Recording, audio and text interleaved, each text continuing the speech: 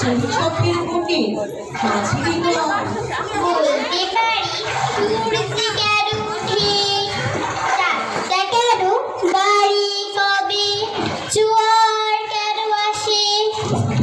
মাঝি অবাক হয়ে জল ফেলিয়ে বাবু বলেন, সারা জনম মরলে তুই থাকি, জ্ঞান বিনা তোর জীবনটা যে চারি আনাই মাটি।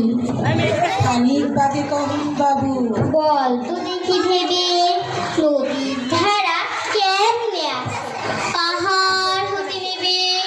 বল তো কেন লবণ তোরা সাগর ভরা পানি।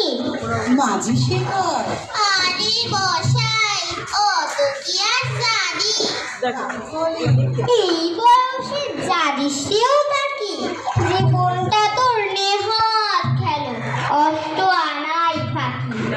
আবার ভেবে কহেন বাবু, বল তোরে বুড়ো কেন এমন নীল দেখা যায় আকাশের চূড়ো। বল তো দেখি সূর্য চাঁদে গ্রহণ লাগে কেন। বলে আমায় কেন লজ্জা দিচ্ছেন কেন।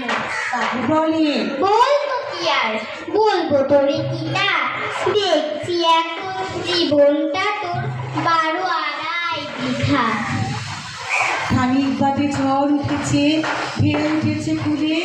বাবু দেখে নৌকোখানি ডুবলো বুঝি দিয়ে।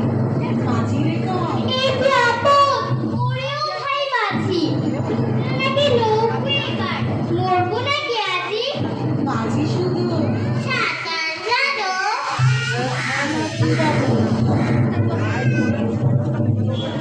নৌকো মাঝি বলে, মশাই এখন কেন বাবু বাঁচতে আমার কথা শেষে করো পিছে, তোমার দেখি জীবন